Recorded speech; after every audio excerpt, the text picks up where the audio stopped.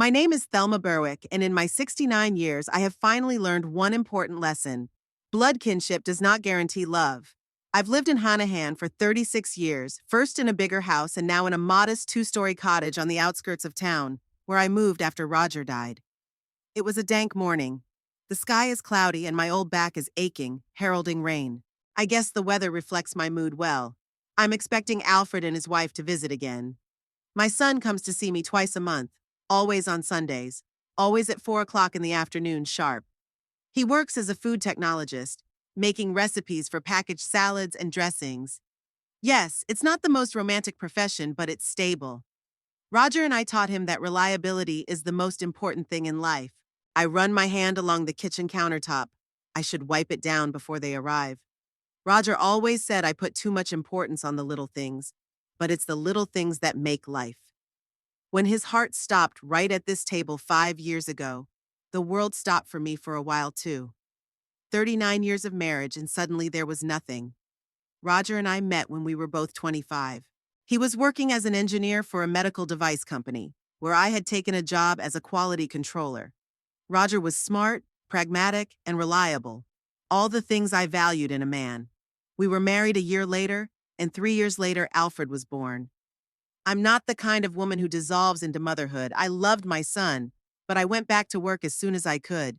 Roger and I have always been partners, in life, in marriage, in raising our son, and in finances. We both worked, saved, invested. We lived modestly, but wisely. When Alfred was 10, Roger and his brother Hugo set up an investment fund. Hugo was a prosecutor, had connections, and knew where to invest. Roger and I invested almost all of our savings. It was risky, but time proved us right. In 30 years, the original sum had grown tenfold. The doorbell jolts me out of my memories. Strange, it's only 2 o'clock in the afternoon. Alfred never arrives early. I open the door and see them, my son and his wife. Alfred is tall like his father, but skinnier with thinning hair, though he's only 38. Next to him is Paige, a head shorter, with platinum blonde dyed hair and a perfect manicure. Today she's wearing tight jeans and a low-cut blouse, too frivolous for a woman of her age and build. "Mom, we decided to get here early," Alfred says, kissing me on the cheek. He smells like the cologne I gave him for Christmas. "I hope we're not interrupting anything." "Of course not," I answer, though they've actually interrupted my plans. I wanted to bake an apple pie and wash the curtains. Paige gives me a careless hug. She always acts like she's doing me a favor. "Thelma, you look great! That blouse really suits you," she says with feigned enthusiasm. I nod back. It's an old blouse. I've been wearing it for 10 years, and Paige has probably seen me in it dozens of times. But we both pretend her compliment is sincere. While I make tea, they settle into the living room. Paige immediately picks up the remote and turns on the TV, flipping through the channels. Alfred sits next to her, their knees touching. Sometimes I think he's afraid to move more than a meter away from her. "How was work?" I ask, setting the tray of cups on the coffee table. Same old," Alfred shrugs. The new line of sauces didn't work out, so now we're experimenting with spices. "What about you, Paige?" She looks away from the screen. "Oh, that's terrible. My supervisor is nagging me about everything. Yesterday he told me off for taking a 7-minute break instead of 5. It's like slavery, not a call center." I'm holding my breath. Paige has been working at an insurance company call center for 4 years, and she's been complaining the whole time. But I've never once heard her look for another job. We drink tea, exchange news. I talk about Mrs. Pound's neighbor who has a third cat, the fact that the supermarket has raised prices again, and the fact that I'm going to start taking art classes. Alfred nods, but I can tell he's not interested. Paige, on the other hand, perks up at the mention of art classes. "Thelma, it costs money, doesn't it?" she asks, setting her cup aside. "Yeah, $120 for 8 classes," I say. "Can you afford it?" "At your age, you have to be careful with money," her voice is concerned, but her eyes are cold. Here we come to the topic of money. Since Paige came into our family, it's been a topic that comes up every time we meet. "I can afford it," I say calmly. "I've worked my whole life and saved money." "But you're retired," she continues, "and prices are going up. Alfred and I are so worried about your future." Alfred looks embarrassed. He always gets lost when my wife talks about my finances. Mom knows what she's doing, he says quietly. She's always been practical. I'm just worried. Paige puts her hand on his knee. We're a family. We have to take care of each other. I look at them and remember how Roger reacted when Alfred first brought Paige to our house. There's something of the predator about her, he told me later. I brushed it off then, but I realize now that he was right. There really is something predatory about Paige. The way she looks at things in my house as if assessing their value, the way she asks questions about my savings. I appreciate your concern, I say, but I'm getting by. I have a pension and savings. Thelma, but you're not getting any younger. Paige leans toward me. What if you need expensive treatment or constant care? Nursing homes are so expensive these days. Paige, Alfred tries to stop her, but she ignores him. I just want to know if you have a plan. Alfred and I aren't rich. We won't be able to pay for expensive medical care. I look at her and think about the fact that I never asked them for financial help. On the contrary, I was the one who helped them with the down payment on their house 3 years ago. I have health insurance, I reply, and enough money not to bother you. She doesn't give up. But how much exactly do you have set aside? We need to know so we can plan for the future. I can feel the irritation rising inside. My finances are none of their business. Roger and I have always been independent, and we taught Alfred that. But with Paige coming along, that's all changed. I have enough, I say firmly. And I don't want to discuss specific amounts right now. Paige leans back on the couch, clearly displeased. Alfred looks down at his hands. Mom's always been secretive about money, he says to his wife. Even hides her bank statements from me. That's not true. I don't hide the statements, I just don't show them off. They're in my desk drawer in a folder with other documents. It's not my fault Alfred never took an interest in finances. I'm not secretive, I counter. I just think money is a private matter for everyone. Even in the family? Paige asks with a little pressure. Especially in a family, I answer. Money can ruin a relationship faster than anything else. There's an awkward silence. I decide to change the subject and ask if they want to try the pie I made yesterday. Alfred is relieved and agrees. As I walk to the kitchen, I hear Paige whisper something to him. When I return with the pie, I catch them in tense silence. Paige is flipping through a magazine. Alfred is staring out the window. We eat pie, discussing the weather, the neighbors, the new mall. All topics are safe, non-committal. As they're about to leave, Paige suddenly hugs me, suddenly tight. Thelma, I'm really worried about you, she says. You're so independent, but sometimes you have to let others take care of you. I nod, not knowing what to say. Her words make sense, but I don't trust her motives. Alfred kisses my cheek. Bye, Mom. I'll see you in 2 weeks. I stand on the doorstep and watch them get into their car, a brand new SUV they bought recently. I know they took out a loan, even though Alfred got a nice promotion last year. Paige likes to live large, designer clothes, restaurants, beauty salons. Alfred has never been good at turning her down. Closing the door, I walk back into the living room and sit in Roger's chair. Sometimes I talk to him, even though I know it's stupid. They were asking about money again, I say into the void. Paige is getting more insistent. I imagine he'd say, keep them away from our foundation, Thelma. And he'd be right. The foundation that Roger and Hugo set up is now worth about $700,000. It's Roger and I's life, our labor, our prudence and calculation. I haven't told Alfred the exact amount. He knows we had an investment, but he doesn't know the details. Roger wanted his son to learn to earn his own money. Give a man a fish and he'll be fed one day. Teach him to fish and he'll be fed all his life, my husband was fond of saying. After his death, the management of our share of the fund passed to me. Hugo still advises me on investments. He's a good man, though more abrasive than Roger was. We see each other once a month, drinking coffee, discussing stocks and bonds, reminiscing about old times. Sometimes I wonder if Alfred knows how easy it would be for him to have a life of security. One signature from me and he would have had access to our fund. But Roger was against it, and I agree with him. Money that comes too easily rarely brings happiness. I go upstairs to my bedroom and pull a folder of documents from my desk drawer. Among them is the latest bank statement showing the fund balance. $702,346.87. a sum that could change Alfred and Paige's lives, or ruined it. I put the papers back away and closed the drawer. Maybe I'm being too hard on them. Maybe Paige really does care about me and not my money. But something tells me otherwise. Something in her eyes, in her questions, in her insistence.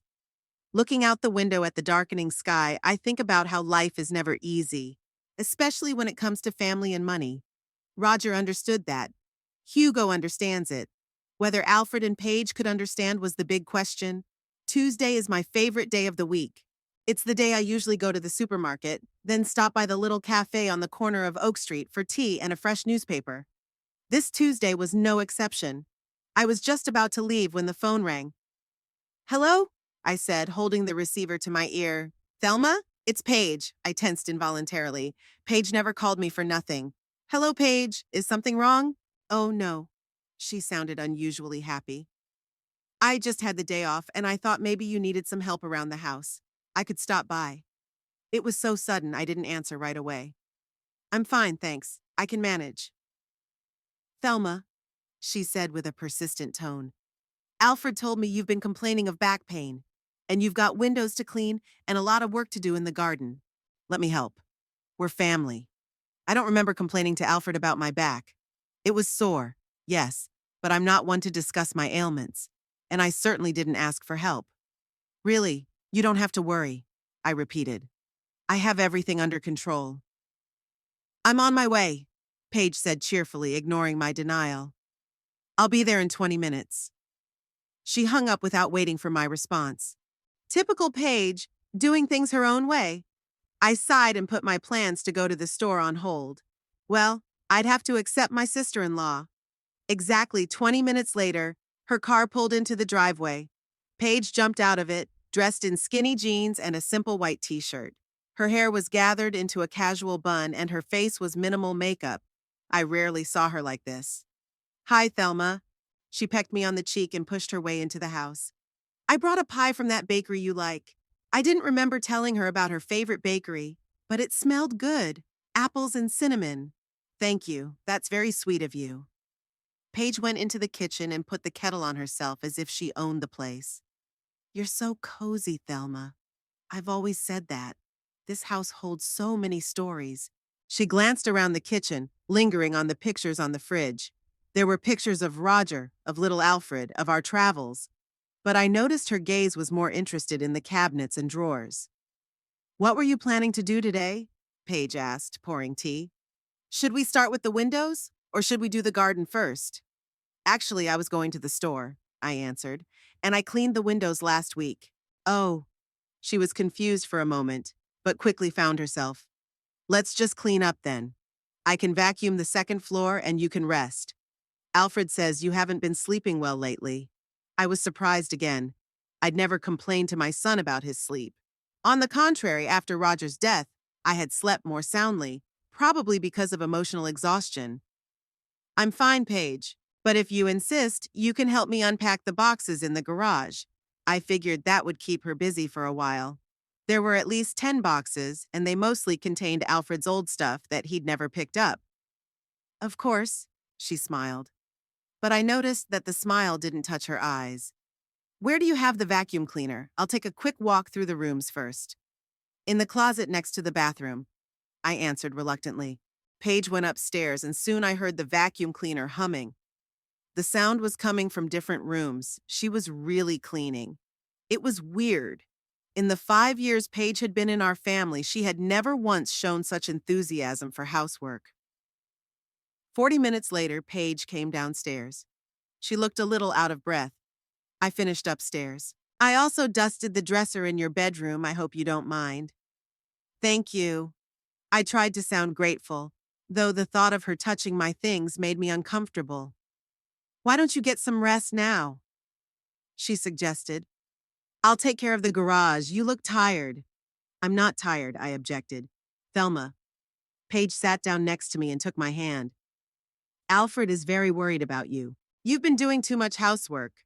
You need more rest at your age." There was such genuine concern in her voice that for a moment I almost believed her. But then I remembered all her questions about my finances, and my wariness returned. "Okay, I said, playing along. I think I'll lie down for a while. You can take care of the garage if you want. Paige brightened up. Great. You get some rest and I'll take care of it. I went up to the bedroom and lay down on the bed, but I wasn't going to sleep. Something told me that the real reason for Paige's visit had nothing to do with concern for my well-being. I lay there, listening to the sounds in the house. At first, I could hear her fiddling in the garage, then it went quiet. After 15 minutes of silence, I carefully got up and walked to the door. Opening it ajar, I listened. Quiet footsteps sounded on the first floor. Not in the garage, but inside the house. I walked silently down the stairs, stepping over the creaking third step. Paige was in my office, a small room where I kept documents and occasionally worked on paperwork. The door was ajar, and I could see her methodically going through the contents of my desk drawers. Her movements were precise, careful. She was trying to put everything back where it belonged so that I wouldn't notice the intrusion. I froze, not knowing what to do. Part of me wanted to burst into the room and confront her. The other part, the more calculating part, said it was better to watch. Find out exactly what she was looking for. I chose the second option and silently retreated back down the hallway, and then went upstairs. 10 minutes later, I deliberately thundered down the stairs as if I'd just woken up. When I entered the kitchen, I found Paige there pouring fresh tea. "Oh, you're up already?" She smiled. "I was just about to bring you some tea in bed." "Thanks, but I couldn't sleep," I replied, scrutinizing her face.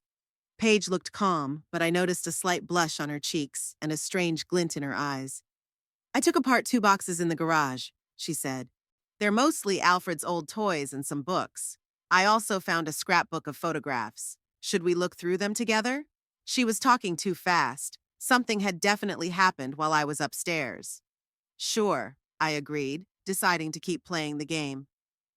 I wondered what was still there. We sat down at the kitchen table, and Paige opened a worn, brown-covered photo album. Inside were snapshots from 20 years ago, adolescent Alfred, our family trips, Christmas with Hugo and his wife Evelyn. "Alfred looks so much like his father," Paige said, looking at the picture of Roger teaching his son to fish. "Yeah," I smiled at the memory. "Only he was more like me. Roger was more determined." "Who's that?" Paige pointed to the photo of Roger and Hugo standing outside the office building. In the background was a sign that read, Berwick Investments.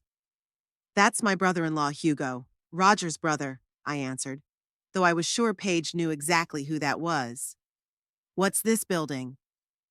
"The office of their investment fund," I said, deliberately vague. Hugo and Roger were in the investment business together. "Oh," Paige pretended it was news to her. "Was it successful?" "More or less," I shrugged. "Just business as usual, with ups and downs." She obviously wanted to ask something else, but held back. We continued flipping through the album, Paige asking me about the events and people in the pictures. Her interest seemed genuine, but I sensed it was just a cover. Toward the end of the evening, she started heading home. "I'm so glad I was able to help you today," Paige said as she hugged me goodbye. "Why don't we do it again sometime? Maybe next time we can go shopping together?" "We'll see," I said evasively. "Thanks for your help." As soon as the door closed behind her, I went straight to my office. At first glance, everything was in its place, but I knew where and how I kept my things. When I opened the top drawer of my desk, I noticed that the folders were in the wrong order. I'd always organized them alphabetically, A to Z. Now the folder with the letter F, Finance, was in the front. When I opened it, I saw that the contents were all there. Bank statements, house deeds, insurance policies. But I was sure Paige had studied them very carefully, especially the last bank statement, which read in black and white, account balance, $702,346.87 to most people. That was a huge amount of money. Even for me, it seemed impressive, even though I knew how long and hard Roger and I had worked to accumulate it. To Paige, who was always complaining about not having enough money, it must have seemed like a fortune. I sighed and closed the drawer. Now my sister-in-law knew about my money. What will she do with this information? Would she pressure Alfred to ask me for financial help? Or will she come up with some more devious plan? All evening I pondered the situation. I didn't like Paige going through my stuff. I didn't like that she was trying to trick me, but I didn't see the point in having a confrontation. It would only ruin my relationship with Alfred, and I wasn't ready to lose my only son. During the night, I dreamt of Roger. He was sitting at our kitchen table drinking coffee from his favorite mug that said Best Daddy on it. She knows about the money, Roger, I told him in my dream. I always said to be careful, he replied, shaking his head. What am I supposed to do? What you've always done, Thelma. Think one step ahead. I woke up at first light feeling strangely calm. Roger was right, even in my dreams. I need to stay one step ahead of Paige. At 10 o'clock in the morning, the phone rang. It was Alfred. Mom? Sorry to bother you this morning. I just wanted to see how you were feeling. I'm fine, I answered, surprised by his call. What's wrong? Nothing. He spoke too fast. Paige said she stopped by yesterday to help you around the house. Are you sure you're feeling okay? Now I know. Paige had told him about the money, and now they were both worried that I might guess her invasion of my privacy. Absolutely, I replied. Paige was a big help. Tell her my thanks. I will, he sounded relieved. She says you two had a great time together. Going through old photos? Yeah, it was nice to reminisce about old times. She mentioned that you found a picture of your father and Uncle Hugo outside their office, Alfred continued. I didn't realize they had a business together. Oh, that's it. Paige didn't just tell him about the money, she told him about the foundation. And now Alfred's trying to get the details. Yeah, they worked together for a while, I said evasively. Nothing fancy, just an investment company, small real estate deals, stocks, the usual stuff. I see. His voice sounded disappointed. Apparently, he was hoping for more specific information.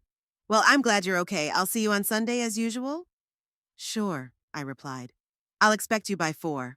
As I hung up the phone, I felt anxiety growing inside. Now that Paige knew about my money, she wouldn't rest. $700,000 is too much temptation for a woman who dreams of a life of luxury.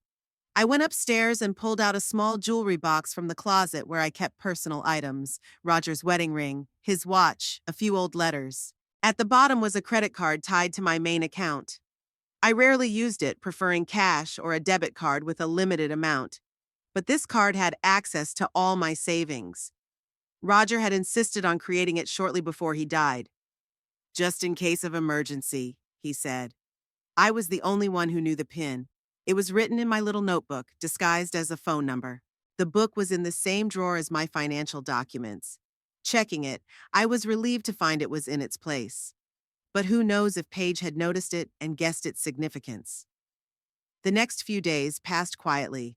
I continued my usual routine of shopping, reading books, and talking on the phone with my friends. On Friday, I got a call from Hugo. Thelma, how are you? His voice was as energetic as ever, despite his age. I'm fine, Hugo. And you? Can't complain. I just wanted to remind you about our meeting on Monday. I got the reports on the latest investments and the results are impressive. I remember, I replied. At 2 o'clock at the Blue Cup. That's right. And by the way, his voice became more serious. Did you talk to Alfred about the fund? No, I was surprised. Why? He called me yesterday. He asked about my business with Roger. He was very interested in the details. I felt a chill run down my spine. What did you tell him? Nothing specific. You know me. I can keep a secret. Hugo grinned. But I was surprised by his sudden interest. He'd never asked about it before. I think it's his wife's influence, I said cautiously. Oh, the pretty girl with the shark smile. Hugo never made a secret of his affection for Paige. Thelma, be careful. Roger always said you were too trusting. Don't worry, I assured him. I have the situation under control. After talking to Hugo, my anxiety increased. If Alfred was asking about the foundation, it meant that Paige was seriously interested in my money, and that didn't bode well. Saturday night, I decided to check all of my paperwork and valuables. My credit card was still there, as was my notebook with the PIN. I thought about stashing them away, but then I decided that might arouse suspicion if Paige decided to go through my things again. When Alfred and Paige arrived for lunch on Sunday, I watched my sister-in-law closely. She was unusually animated, joked a lot, and even offered to do the dishes after the meal, something she'd never done before. And when it came to their plans for the summer, Paige suddenly said, "We're thinking of going on vacation. Maybe Bermuda or the Bahamas. It's been so long since we've been anywhere." "Sounds expensive," I said. "Oh, we're saving up," she smiled, but her eyes remained cold. "Aren't we, Alfred?" My son nodded without looking at me. "Yes, we've been wanting to get away for a long time." I didn't bother to tell him that I knew about their financial situation, the car and house loans, the credit card debt. Where would they get the money for Bermuda? After they left, I went up to the bedroom and checked the credit card box again. It was all there. But something told me that things might change soon. Roger always said I was too imaginative. "You see problems where there aren't any," he kept saying. But this time my intuition was screaming danger. Paige was up to something. And judging by her words about the vacation and the way Alfred had persistently asked Hugo about the foundation, a plan was already brewing in her head. I went to bed, but I couldn't sleep for a long time. My mind raced with thoughts of money, of Paige, of how to protect what Roger and I had spent a lifetime building. Eventually, fatigue took over, and I fell into a restless sleep. I dreamed of Roger again. He was standing at the window in our bedroom, looking out into the driveway where Paige was getting into her car. "She's coming for the money, Thelma," he said without turning around. "Be ready." Wednesday started out like a normal day. I got up at 7 o'clock in the morning, drank my coffee, looked at the morning paper. My usual ritual. Then I called my old friend Doris, talked about her grandchildren and my arthritis problems. Everything was calm and predictable until the phone rang. "Mom?" Alfred's voice sounded strangely cheerful. "Paige and I were thinking, why don't we stop by for dinner tonight? I was surprised. They never came over on weekdays." "Did something happen?" No, I just wanted to see you," he said quickly, as if he were speaking from a memorized text. "Paige is making her famous lasagna. You like lasagna, don't you?" I'd never actually tasted Paige's lasagna, and I didn't even know she knew how to make it. "Sure," I said. "What time should I expect you?" Around 6. Is that okay?" "Sure." After the call, I thought about it. It was unusual. Alfred didn't like to break the routine, and surprise visits weren't really his style. And Paige had never shown any desire to cook for me. She usually just heated up something half-cooked when we got together at their house. Despite my suspicions, I decided to prepare for their arrival. I tidied up the house, got some good dishes, baked an apple pie. Alfred had loved it since he was a child. I also checked the credit card box. Everything was there. At exactly 6 o'clock, the doorbell rang. On the doorstep stood Alfred and Paige, both unusually dressed for an ordinary dinner. Alfred held a bottle of red wine and Paige a container of lasagna. "Hi, Mom." Alfred kissed my cheek. His eyes were running, avoiding my gaze. "Thelma, you look wonderful," Paige exclaimed, hugging me. "I'm so happy to see you." Their enthusiasm seemed contrived, but I smiled and invited them in. "Come on in. I was just finishing up the pie." "Oh, you made a pie!" Paige looked overly enthusiastic. "Oh, that's nice." We went into the kitchen. Paige was bustling about, heating up lasagna and setting the table like a hostess. Alfred opened the wine and poured glasses. "To family," he said, raising his glass. "To family," Paige echoed. I took a small sip and set it aside. The wine was good, but I'd never been much for alcohol. The conversation at dinner was strange. Paige and Alfred interrupted each other, talking about work, neighbors, a new movie they had recently seen. They laughed at jokes that weren't particularly funny and kept pouring me wine even though they saw that I hardly drank at all. "Thelma, you have to try this one," Paige insisted. "It's rare from a special region of Italy." "Thank you, but I've had enough." I covered my glass with my hand. "I'd rather have some tea." "I'll do it!" Paige jumped up so fast she almost knocked over her chair. "You have that special herbal tea you like, right?" I nodded.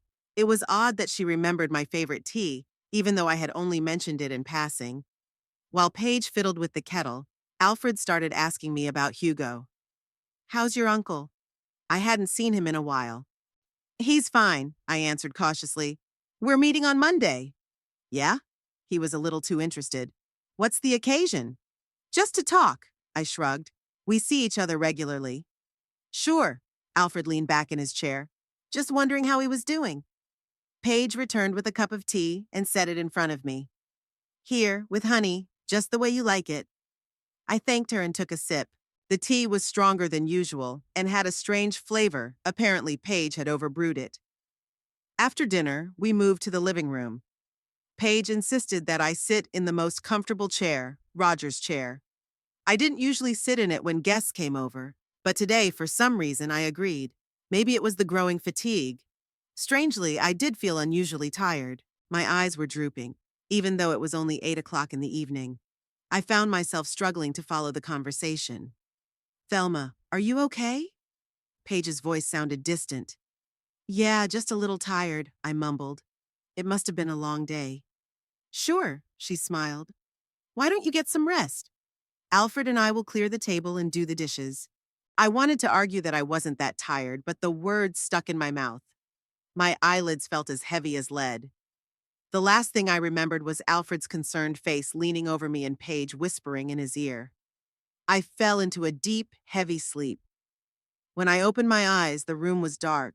Only a street lamp cast a dim light through the window. My head felt heavy and my mouth felt dry. I tried to focus and remember what had happened. Slowly, the memory came back. Dinner, Alfred and Paige, tea with a strange flavor, and then failure. I rose slowly from the chair, holding onto the armrests.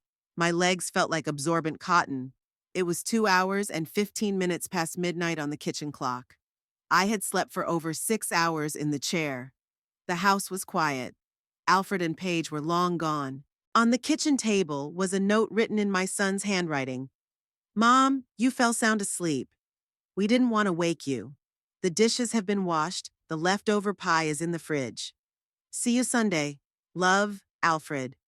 Everything seemed normal, but I felt something was wrong. Never in my life had I fallen asleep so suddenly or slept so soundly before even getting to bed. And that strange flavor in my tea, a sudden realization made me go cold. I rushed upstairs to the bedroom and opened the dresser drawer where I kept the credit card box. The box was still there, but when I opened it, the inside was empty. There was no credit card. At first, I thought I had made a mistake and put the card somewhere else. But I distinctly remembered checking the box before they arrived. The card was there. I went through all the drawers, looked under the bed, checked the pockets of the clothes I'd worn during the day. It was nowhere. The realization hit me like a hammer. Paige had put sleeping pills in my tea and stolen the map. And Alfred, my own son, was in on it. I sank down on the bed trying to collect my thoughts. The card was tied to an account with $700,000 in it. If they knew the PIN number, the notebook. I rushed to the desk and opened the drawer. The notebook was there, but it looked different. The corner of the page with the disguised pin was bent. They had found the code. I had to act fast. I grabbed my phone and dialed the bank's number to block the card. After a few minutes of waiting and answering questions for identification, the operator gave me the unpleasant news. Mrs. Berwick, your card had a transaction today in the amount of $28,642. Bermuda Deluxe Travel Agency. Do you confirm this transaction? I was out of breath. No, I answered. I did not make this purchase. My card was stolen. I understand. The operator's voice became official. In that case, we need to block the card and start an investigation. You will have to come to the bank branch with a statement. Can I cancel this transaction? Unfortunately, no, answered the operator. The transaction has already been processed and the funds have been transferred. But within the framework of investigation, we can return the money if the fact of theft is proved. After talking to the bank, I sat in the chair trying to make sense of the situation. $28,000, travel agency, Bermuda. They'd planned a vacation with the money they'd stolen from me, my own son and his wife. My hands shook as I dialed the next number. It was almost 3 a.m, but I knew this man wouldn't be mad at me for calling late. Hugo? I said when he picked up the phone. I'm sorry for the timing, but I have a problem. Despite the late hour, Hugo's voice sounded clear. He was always an owl. What's wrong, Thelma? I told him everything. About the surprise visit, about the sleeping pills in my tea, about the missing card and the transaction. Those little rascals. Hugo didn't hide his anger. I always told Roger that Alfred was too soft. And that wife of his. What are you going to do? I don't know, I admitted. The bank will investigate, but it'll be hard to prove it's them. After all, it's my son. And my nephew, Hugo reminded me. But stealing is stealing, Thelma. Especially when it's done so calculatedly. He was right. It wasn't an impulsive act. They'd planned everything in advance.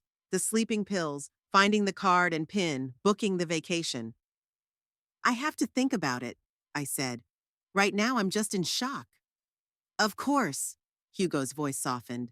You need to rest, but remember that I'm on your side. And one more thing, Thelma. Yes? They don't know the whole truth about the money, do they? I sighed. Nunptu, they think it's just my savings. Good, Hugo said with grim satisfaction in his voice. Let them think that for now. I'll meet you tomorrow, not Monday. Come to my house at 10 o'clock in the morning. We have a lot to talk about. After talking to Hugo, I finally went to bed, but I couldn't sleep. I lay staring at the ceiling, thinking about my son's betrayal. How could he do such a thing? Was Paige's influence so strong that he'd forgotten everything Roger and I had taught him? At first light, I got up, showered, and drank a strong cup of coffee. My head was still heavy from the sleeping pill, but my thoughts were slowly clearing up. I decided to check Paige's social media. She was an active user and liked to brag about her life online. Indeed, when I opened her page, I saw a new post. A picture of 2 plane tickets to Bermuda with the caption, "Surprise! My lover and I are flying to paradise. Hire spontaneous vacation, a love life." The time of posting was 11 o'clock yesterday evening. Just a couple hours after I fell asleep in my seat, I checked the flight schedule. The plane to Bermuda left at 1 o'clock this afternoon. I still had time to go to the airport and stop them, but did I want to? What would I accomplish by making a scene at the airport? No, I decided. Let them fly. Let them enjoy their spontaneous vacation. In the meantime, I'll think about what to do. It would take time, but they'd pay for their betrayal. At 10 o'clock, I was at Hugo's house, a large Victorian mansion on the outskirts of town.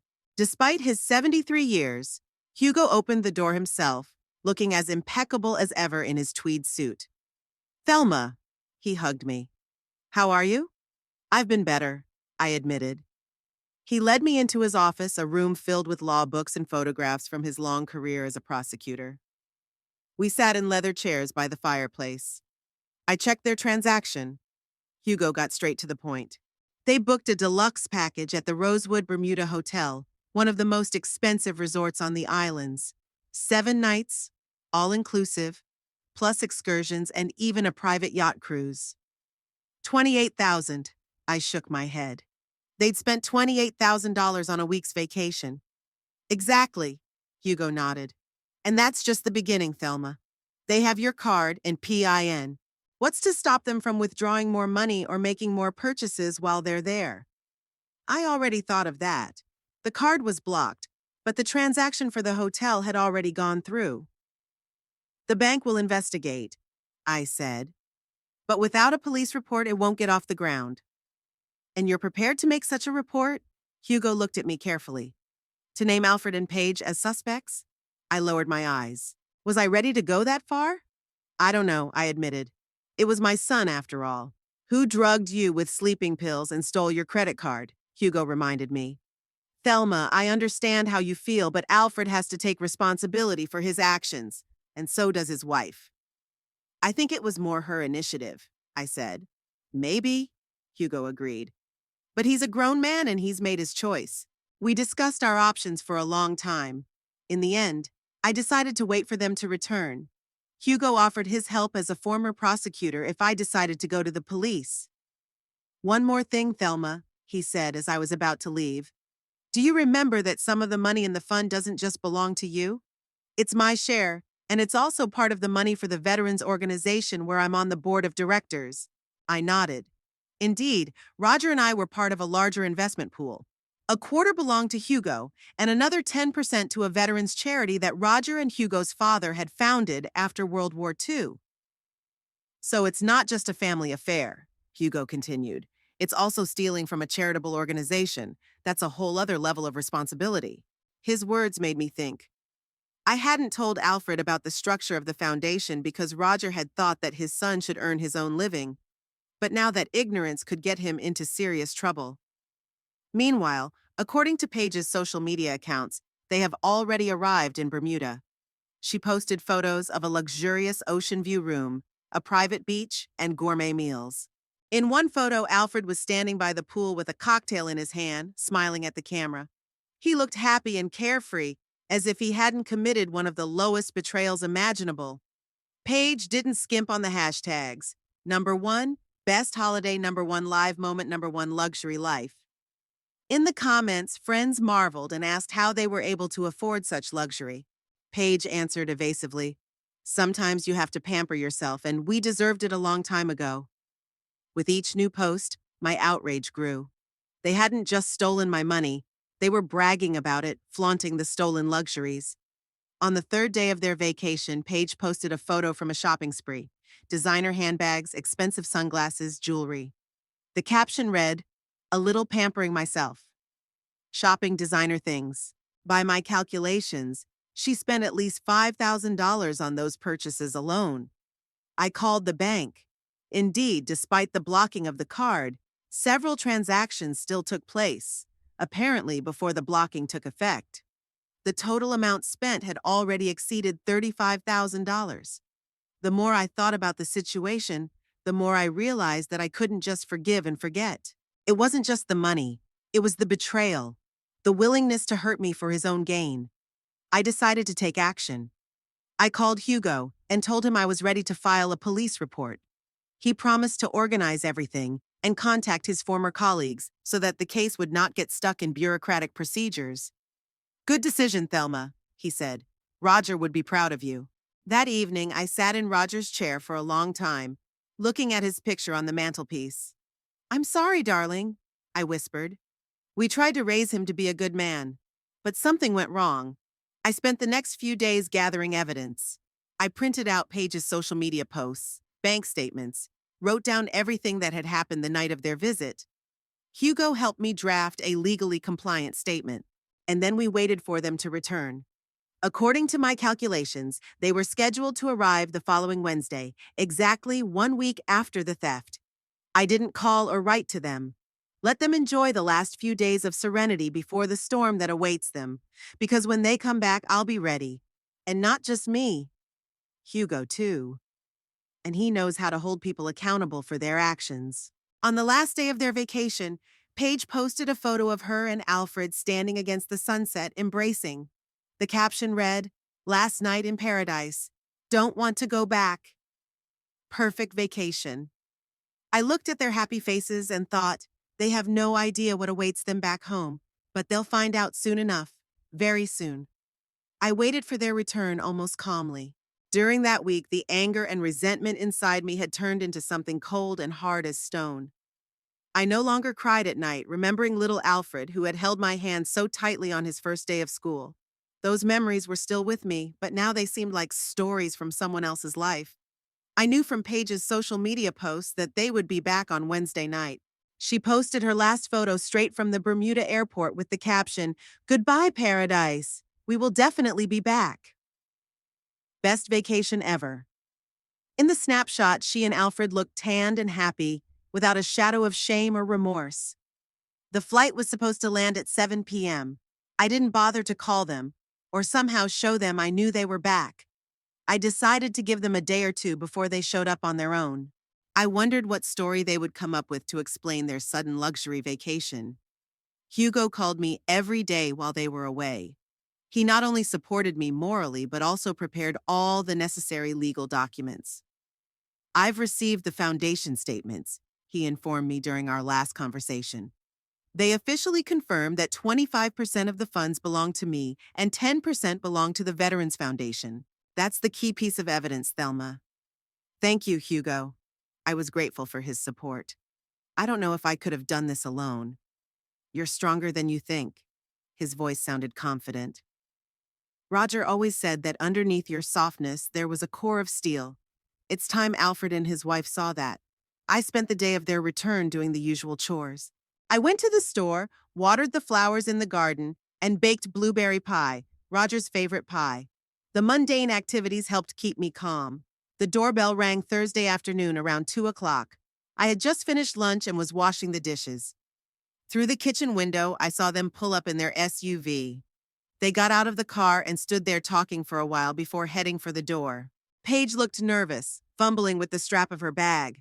Alfred walked with his head down, slouching like he was carrying a heavy load. I wiped my hands, fixed my hair, and went to open the door. I took a deep breath in front of the door. The moment I'd been preparing for all week had finally arrived. "Mom?" Alfred stood on the doorstep, smiling hesitantly. The tan emphasized the pallor of his smile. "We're back." "I see," I smiled back, trying to make it look genuine. "Come on in." Paige squeezed past her husband, holding a small package. "Thelma, we brought you a souvenir from Bermuda," she said a little too quickly. "A little gift." "How nice," I accepted the package. "Come into the kitchen. I was just about to have tea." They exchanged quick glances. Apparently, my calmness had confused them. They were expecting a scandal, tears, accusations, but not an invitation to tea. In the kitchen, I put the kettle on and took out the cups, the same ones we drank from a week ago when they drugged me. I noticed Paige tense up when she saw them. "So how was your vacation?" I asked, as if I didn't know anything. Alfred coughed. "Vacation?" His voice sounded hoarse. "Yes, your trip to Bermuda," I poured the tea nonchalantly. "Judging by your tan, you had a good time." They looked at each other again. Paige was the first to pull herself together. "How do you know?" she asked, trying to sound casual. "Oh, I've been following your social media posts," I said, setting my cup down in front of her. "Those are really nice pictures. I especially like the ones of you on the yacht." "Mom, we wanted to tell you," Alfred began. "It was a spontaneous vacation. We won the lottery?" I interrupted. "Or maybe we found a treasure. How else to explain that you could suddenly afford a luxury hotel in Bermuda, designer shopping, and a yacht cruise?" Paige had gone pale, despite her tan. Alfred lowered his eyes. "We've been saving up," he said quietly. "Really?" I raised my eyebrows. "How long did it take you to save up $35,000? Because that's how much you spent in a week." There was silence in the kitchen. Paige stopped pretending. "You know," she said. "Of course I know." I was still smiling, but now I couldn't hide the coldness in my eyes. "I woke up a few hours after you left. Found my credit card missing. I called the bank and found out about the transaction at the travel agency." Alfred covered his face with his hands. "Mom, I can explain." "You don't have to." I raised my hand to stop him. "It's all so clear. You put sleeping pills in my tea. You waited for me to fall asleep. You searched the house, found the card and the pin, and then you went on a luxury vacation with my money. We were going to pay it back," Paige said quickly.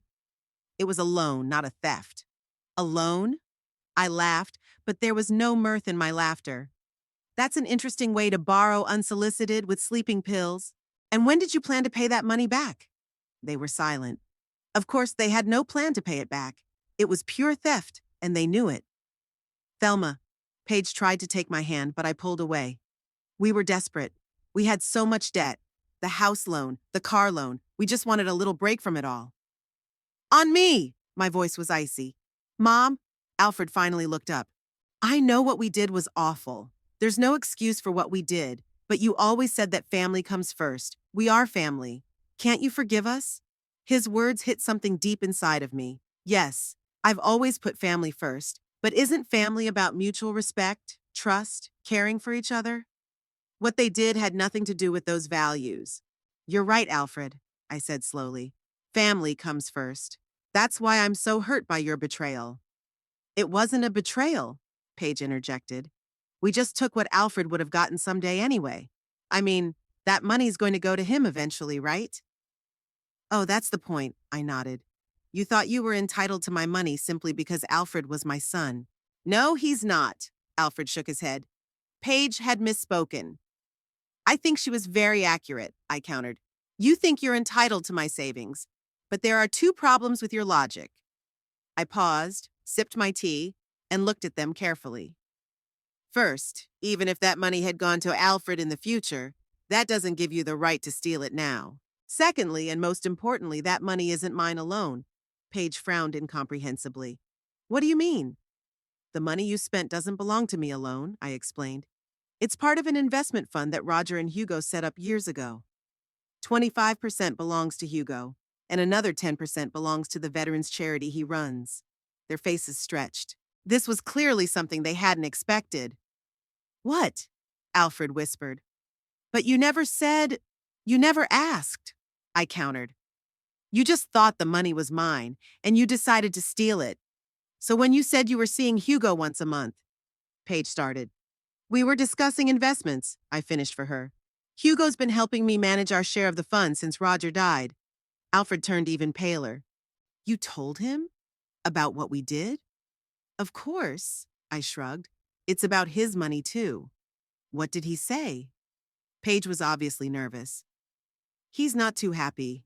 I allowed myself a slight smile. Actually, he's furious, especially about the veterans fund money. We didn't know, Alfred said quickly. I swear, Mom, we didn't know it wasn't just yours. That doesn't change the point, I replied. Stealing is stealing, no matter who you stole from. Paige clutched her head. What's going to happen now? Her voice shook. Will you report it to the police? I looked at them carefully. They both looked scared, and rightly so. They should have been afraid. They should have realized the seriousness of what they'd done. I've already applied, I said calmly. Hugo helped me prepare the paperwork. The investigation had begun. What? Alfred jumped up. Mom, you can't do this. I'm your son. That's why it hurts so much, I replied, keeping my composure. You are my son, and you betrayed me in the lowest way. We'll get the money back, Paige said quickly. Every dime. Just take the statement. I shook my head. It's not about the money, Paige. It's about trust. It's about respect. It's about the family values that Alfred likes to talk about. You crossed the line, and now you have to take responsibility. But it would ruin our lives, Alfred exclaimed. I have a job, a reputation. You should have thought of that sooner, I remained adamant. Before I drugged my mother. Paige suddenly changed tactics, her face contorted with anger. You're a selfish old woman, she hissed. Sitting on a pile of money while your son struggles to make ends meet. Paige! Alfred grabbed her arm, but she shook him off. No, let him know, Paige continued. We've been trying to survive for years, barely paying the bills, and she's been basking in luxury. It's not fair. Luxury? I raised my eyebrows in surprise. I've lived in the same house for 30 years. I wear clothes until they wear out. My car is older than your marriage. Where's the luxury in that? You have $700,000 in your account. Paige almost screamed. That Roger and I have been saving all our lives, I replied. We worked, we saved, we invested. We didn't buy new cars every 3 years. We didn't spend thousands on designer clothes. We didn't take out loans for things we couldn't afford. Paige wanted to object, but Alfred stopped her. That's enough, he said quietly. She's right. What? Paige turned to him, not believing her ears. She's right, he repeated. We did a terrible thing, and now we have to take responsibility for our actions. Tears welled up in his eyes. For the first time in the whole conversation, I saw something resembling remorse. Mom, I understand that you can't forgive us now, he continued. But please don't ruin our lives. We'll get the money back. We'll work as long as it takes. Just give us a chance to right the wrong. I felt something shake inside me. That was my boy, my only son. But at the same time, I knew I couldn't just turn a blind eye to what had happened. It would be wrong, not only to myself, but to Hugo and to Roger's memory. The decision has been made, Alfred, I said firmly. The application has been filed. Hugo insists on a full investigation, especially into the Veterans Fund. But you can withdraw your application, he insisted. Say it was a misunderstanding. I shook my head. No, I couldn't. And even if I could, I wouldn't. What you did is unacceptable, and there should be consequences. Paige burst into tears loud and hard, but I could see there was more anger than remorse in her tears. Alfred put his arm around her, trying to comfort her. What will happen next? He asked, looking at me over his wife's head. You'll be called in for questioning, I answered. There's evidence, Surveillance footage from the ATM where you withdrew cash from my card, transactions in the stores, your social media posts with pictures of your purchases. Hugo says it's a pretty clear-cut case. And we're, going to jail? His voice trembled. That's for the court to decide. I didn't want to get my hopes up. But grand larceny is a serious charge, especially with aggravating circumstances like using sleeping pills. Paige raised a tear-stained face. But we didn't hurt you. It was just a regular sleeping pill, just like you take sometimes. Only in a much larger dose, I said. And without my knowledge or consent. It's called use of a substance incapable of resistance. And it's a separate offense. They both looked stunned. I guess they didn't expect me to be so well informed about the legal side of things. But a week with Hugo hadn't gone to waste. Mom, Alfred looked absolutely devastated. Do you really want your son to go to jail? It was a low blow, and he knew it. Appealing to a mother's feelings was the last trump card up his sleeve. No, I answered honestly. I don't want you to go to jail. But I do want you to realize that actions have consequences, that you can't betray the people closest to you and expect to get away with it. I get it, he whispered. I swear I get it. Good, I nodded. Because there's something else you need to know. What? Paige was worried. Hugo will be here in half an hour. I looked at my watch. He wants to talk to both of you in person. They exchanged frightened glances. Hugo's reputation as a tough prosecutor was well known in our town. Why? Alfred asked. He has an offer, I replied. A way to avoid a trial in a public scandal. Really? Paige sounded hopeful. Yes, but it's not going to be easy, I warned. And it would have to be resolved quickly. I didn't tell them exactly what Hugo was proposing. He'd insisted on leaving that part of the conversation to him, but I knew his offer would be fair, albeit harsh. It included full restitution for the stolen funds, community service at the Veterans Foundation, and a public apology to the Foundation's board of directors. And, most importantly to Alfred and Paige, no criminal record and no jail time. We sat in tense silence waiting for Hugo to arrive. I finished my tea looking at Roger's picture on the wall. I wondered what he would say now. Would he approve of my actions? I wanted to believe he would. Roger had always been a fair man, but not cruel. He believed in responsibility for actions, but also in the possibility of redemption. The ringing of the doorbell interrupted my musings. Alfred flinched.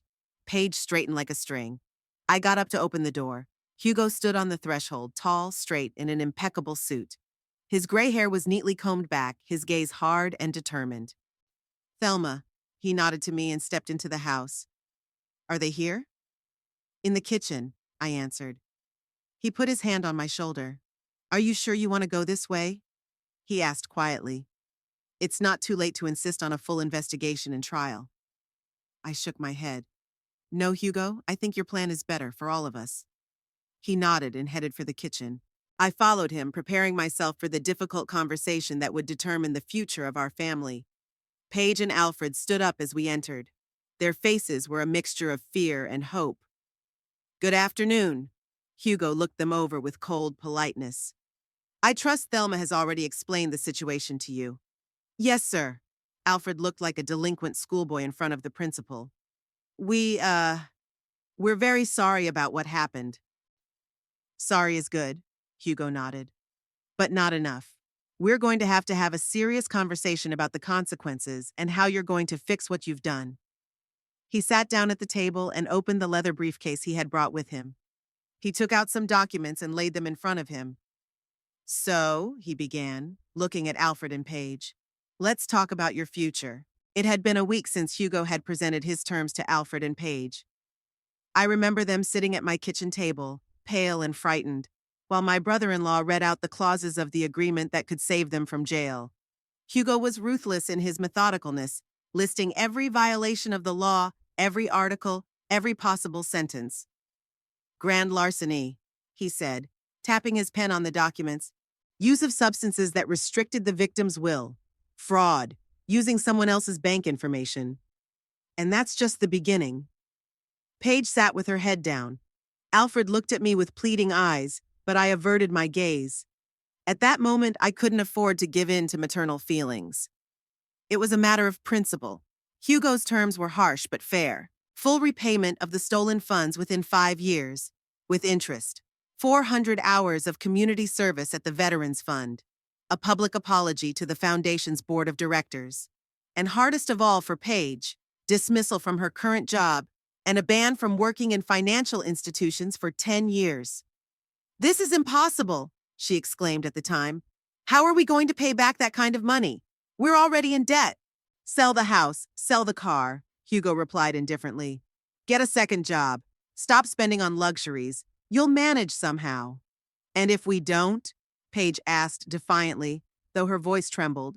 Hugo smiled, the cold, professional smile of a man who had seen too many of these situations.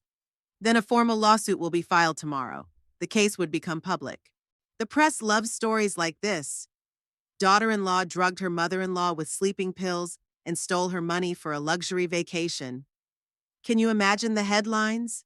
And then a trial, probably a conviction, and 3 to 5 years in prison for each of you." Alfred took Paige's hand then. "We agree," he said quietly. "We will fulfill all the conditions." They signed the agreement, and Hugo called the notary, who was waiting in the car, a prudence typical of my brother-in-law. After that, they left, broken, humiliated, but having escaped a worse fate. Now, a week later, I was sitting in the office of a lawyer, Mr. Holt, discussing changes to my will. He was an older man with attentive eyes and a soothing voice. "Are you sure you want your son completely out of your will, Mrs. Barrick?" he asked, flipping through the documents. "Absolutely," I answered without hesitation. "Alfred will get the house he grew up in and some of his personal belongings. The rest will go to a fund to help lonely elderly people." "That's a considerable sum," Mr. Holt remarked. "More than $600,000, considering your share in the investment fund, insurance, and other assets?" "I know," I nodded. "But that is my will." He didn't argue. He just made notes and went on with the new will. The old one, made while Roger was still alive, left almost everything to Alfred, except for small amounts for a few distant relatives and charitable organizations. But after what had happened, I couldn't leave it as it was. The door to the office opened and the secretary came in. "Minus Mr. Holt, Alfred Barrick is here to see you. He says it's urgent." I tensed up. I couldn't believe he'd dare come here. But Mr. Holt only looked at me questioningly. "He's my son," I explained. "I don't want to see him." Should I ask him to leave? I thought about it. Part of me wanted to. But the other part, the more rational part, realized that sooner or later this conversation would have to happen. "No, let him come in," I decided. "But only for 5 minutes." Alfred looked exhausted. The suit, which usually fit him perfectly, now seemed too big. There were dark circles under his eyes, and his cheeks had stubble from days gone by. "Mom?" He stopped at the door, hesitant to come closer. "I've been looking for you everywhere. You don't answer the phone, you don't answer the door." "I had things to do," I answered dryly. "As you can see, I'm busy now." Mr. Holt stood up delicately. "I'll leave you alone for a few minutes, Mrs. Berwick. I'll make copies of the documents." As the door closed behind him, Alfred stepped closer. "You are changing the will." It was not a question, but an assertion. "Yes, I saw no point in denying it. You're disinheriting me." Not completely." I looked him straight in the eye. "You get the house you grew up in, and some memorabilia. The rest will go to charity." He sank into the chair across from me as if his legs wouldn't hold him up. "Mom, please. Paige and I are already grounded. We're selling the house, the car. She quit her job. We're barely making ends meet. And this is just the beginning of our payments." "Exactly," I nodded. "These are the consequences of your actions. And your punishment is not my choice, but the result of your actions. But to disinherit me..." He shook his head. "That's not punishment, it's revenge." His words hurt me. Revenge? Is that how he saw the situation? "It's not revenge, Alfred. It's protection. I don't trust you with that money. I don't trust you with what your father and I have spent a lifetime building. I made a mistake." His voice shook. "A terrible mistake. But I'm your son. Your blood. Does one mistake undo everything?" I sighed. To call the theft using sleeping pills a mistake is the understatement of the century. "It wasn't an accidental mistake, Alfred. You planned the whole thing in advance. You drugged me. You searched my house while I was unconscious. You stole my card and found the PIN number. And then you went on a luxury vacation with my money, showing off your online shopping. All this, knowing I was an elderly woman who trusted you more than anyone else in the world. He lowered his head. I know, and there's no forgiveness for me. But I swear I'll never do anything like that again. I've changed. This week, it's been hell. Paige and I barely talk. I can't sleep at night thinking about what I did to you. And yet, I pointed out, you didn't come here to apologize. You came here to ask me to leave you an inheritance. He flinched as if I had struck him. I came because I can't lose you, he whispered. The money. Yes, I fear for our future. But most of all, I'm afraid that I'll never see you again, that you'll cut me out of your life. I scrutinized his face, trying to see if he was sincere. In the past, I wouldn't have doubted it. But now, after everything that had happened, I had a hard time believing him. Alfred, I began, choosing my words carefully. I'm not cutting you out of my life. You're my son, and no one can change that. But there is no trust between us anymore. And without trust, relationships become empty words. I can earn back your trust. There was hope in his eyes. Give me a chance to prove that I've changed. Maybe in time, I answered, not wanting to make false promises. But my decision about the will remains unchanged. It is neither punishment nor revenge. It is my right to dispose of my property as I see fit. He was about to object, but Mr. Holt returned with the documents. Sorry to intrude, but we have a few more questions, Mrs. Berwick. Alfred stood up, realizing that the conversation was over. I'll be calling you, Mother, he said quietly. And I hope that one day you will answer. When he left, I felt strangely empty, like something inside me had finally died. Maybe it was the last hope that we could get back together, or the illusion that my family was what I'd always thought it was. Mr. Holt coughed delicately, bringing me back to reality. Can we continue, Mrs. Berwick? Yes, of course. I straightened in my chair. Where do I sign? An hour later, everything was finalized. The new will was drawn up, signed, and notarized. As I left the lawyer's office, I felt a strange sense of relief.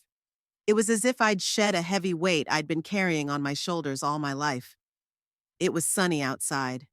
Spring in Hanahan is always beautiful with blossoming trees, bright skies, and a warm breeze. I decided to walk to the local park instead of driving straight home. I needed time to think about my next steps. At the park, I took a seat on a bench by a small pond.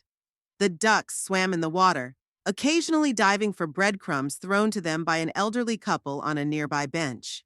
They looked happy. A gray-haired man and a woman about my age, holding hands and laughing about something of their own. Looking at them, I felt a prick of loneliness. I'd gotten used to being alone after Roger died, but I'd never fully accepted it. I'd always hoped that as Alfred got older, he'd spend more time with me, that maybe he'd have children and I'd become a grandmother. Now those hopes seemed naive and distant. The older woman noticed my gaze and smiled at me. I smiled back, a little embarrassed to be caught staring. It's a beautiful day, isn't it? She said, walking over to me. My name is Eleanor, and this is my brother William. The man waved to me from their bench. Thelma, I introduced myself. And yes, it is indeed a lovely day. You look thoughtful, Eleanor said. Not because of bad news, I hope. I don't usually share personal things with strangers, but there was something about this woman that made me want to be frank. More like making a difficult decision, I replied. Sometimes family relationships aren't what you thought they would be. She nodded understandingly. Oh, I know all about that. My son hasn't spoken to me in 5 years. He thinks I've been a bad mother. I'm sorry, I said sincerely. Don't be, she waved her hand. Life goes on. I have my brother, my friends, my art classes. I've learned to be happy without my son's approval. Drawing? That got my attention. I was just thinking about taking a class. You were? Her face brightened up. I go to the Palette Studio on Oak Street. Wonderful instructor, great company. You should join. So quite by accident, the day I officially changed my will, I found a new direction for my life. Eleanor gave me the studio's business card and invited me to their next class. We talked for almost another hour, and I learned that she is a former literature teacher, a widow like me, with a complicated relationship with her only son. So many coincidences that it seemed almost preordained. The next day, I called the studio and signed up for a painting class. The first class was scheduled for Friday, drawing simple geometric shapes, the basics of perspective. Nothing complicated, the receptionist said, perfect for beginners. On Friday, at exactly 10 in the morning, I entered the bright studio, full of easels and paintings on the walls. Eleanor waved to me from the far end of the room, where she was already setting up her canvas. Standing next to her were several other people, all about my age or older. Thelma! She hugged me like an old friend. I'm so glad you came. I'd like you to meet our group.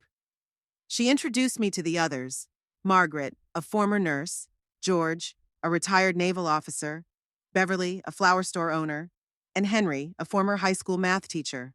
They were all friendly and seemed genuinely pleased to have a new person in their company. The teacher, a young woman named Claire, explained the basics of drawing and showed me how to hold a pencil for different techniques. My first attempt at drawing an apple was laughable. It looked more like a deformed ball, but no one laughed. On the contrary, everyone supported me, said that it was very good for the first time, and shared their first, even more unsuccessful attempts. After class, the whole group went to a nearby cafe for lunch. I hesitated, but Eleanor insisted that I go with them. It's our tradition, she explained. After painting, we discuss art, life, and anything else that comes to mind. You should join in. Over lunch, I learned that all of them, like me, had come to the studio after some sort of turning point in their lives. Margaret after retirement, George after the death of his wife, Beverly after handing over management of the store to her daughter. Henry started painting after his stroke as part of his rehabilitation. Art saved me, he said, sipping his coffee. Gave me purpose when I thought it was over. I listened to their stories and felt something inside me begin to thaw. These people, complete strangers to me until a few hours ago, were sharing their lives, their joys and sorrows with such openness that it was almost shocking. Do you have a family, Thelma? Beverly asked. I thought for a moment. A week ago, I would have answered yes without hesitation. Now it was more complicated. I have a son, I said finally, but we're going through a difficult time. They nodded understandingly, not asking for details. Instead, George raised his glass of lemonade. To new friends and new beginnings, he said. To Thelma, the newest addition to our little circle. Everyone raised their glasses, and I felt tears come to my eyes.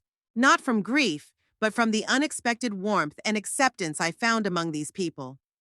As I walked back home, I reflected on how strangely life works.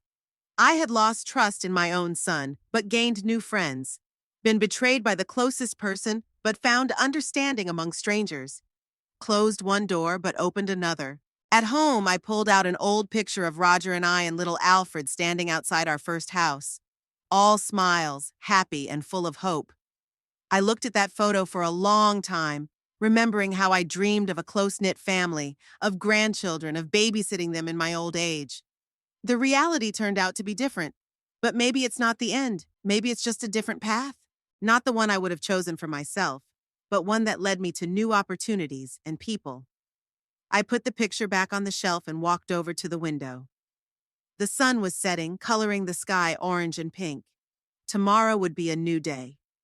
And I would greet it not as a devoted mother mourning a broken relationship, but as a woman opening a new chapter of her life. A week after my first painting class, I received a letter from Alfred. Not an electronic one, but a real paper one, delivered by mail. He wrote that he and Paige had sold the house and moved into a small apartment, that he'd gotten an extra job at night to pay off his debt faster, that Paige had gotten a job as a clerk at a clothing store, the only place that would hire her without a recommendation from her previous job. At the end of the letter, he apologized, not for the money, not for the tainted inheritance, but for betraying my trust. I realize that I may never be able to fully return it, he wrote, but I will try to prove every day that I am worthy to be your son. I didn't respond to the letter. Not because I hadn't forgiven him. In time, perhaps I could do that. But because words meant too little right now. Only actions and time could make a difference. Instead, I went to my second art class, and my third, and my fourth.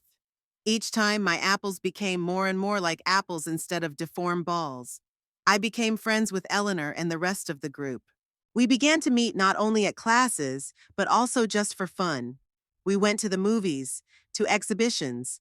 Sometimes we just drank tea at someone's house and talked about everything in the world. One day, Eleanor showed me her latest project, a series of portraits of her family, including her son, with whom she didn't speak. "Why are you painting him?" I asked, looking at an unfinished portrait of a young man with a stubborn expression. "Because he's a part of me," she answered simply. "Even if we don't communicate, even if there's misunderstanding and resentment between us, he's still my son. And I accept that with all the pain and love that comes with it." Her words made me think, maybe that was the point. To accept reality, not the perfect version of the family from my dreams, but the real, complicated one, with all its flaws and wounds. I wasn't ready to forgive Alfred and Paige completely. I wasn't ready to let them back into my life as if nothing had happened. But maybe, in time, I could find a way to accept them as part of my story, my past. And who knows? Maybe in the future, as part of a new chapter where we'll all be different people, having learned from our mistakes. In the meantime, I had my new life. My art classes, my new friends, my freedom to do what I wanted without regard to other people's expectations and demands. And it was good. It was enough. After all, family isn't just about blood ties. It's people who accept you for who you are, who support you when you're having a hard time, who rejoice in your successes and comfort you in your grief. And if I found that among a group of elderly amateur artists and not in my own home, well, so be it. Life goes on, and there are still plenty of empty canvases waiting for me to paint something new on them.